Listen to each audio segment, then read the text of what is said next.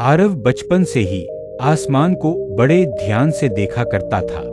रात होते ही वह अपने घर की छत पर लेटकर तारों को गिनता और सोचता, इन तारों के पार क्या है, क्या मैं कभी वहां जा पाऊंगा। लोग हंसते थे, कोई कहता अरे यह सब फिल्मों की बातें हैं, कोई कहता हमारे जैसे लोग अंतरिक्ष यात्री नहीं बनते।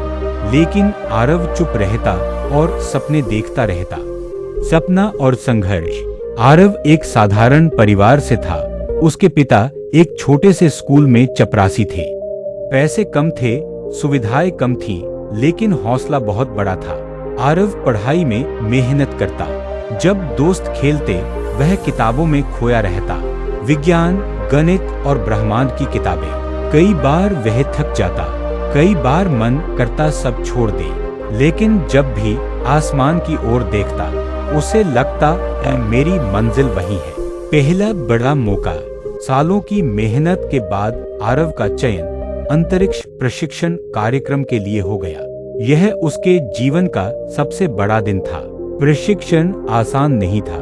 घंटों पानी में तैरना, जीरो ग्रेविटी अभ्यास, कठिन मानसिक परीक्षा। कई लोग बीच में ही हार मान गए, लेकिन आरव हर गिरावट के बाद उठा।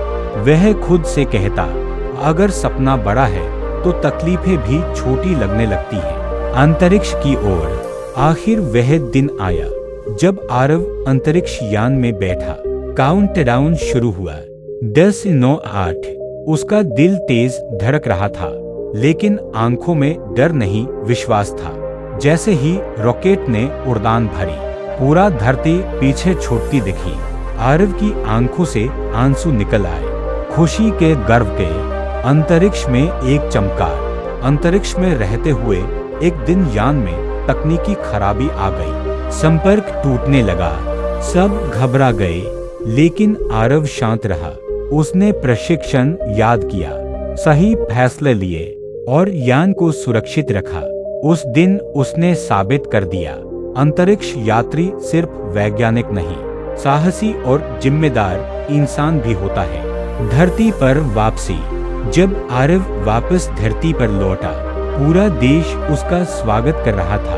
वही लोग जो कभी हंसते थे, आज गर्व से कह रहे थे, यह हमारे देश का बेटा है। आरव ने एक छोटे से बच्चे से पूछा, तुम क्या बनना चाहते हो?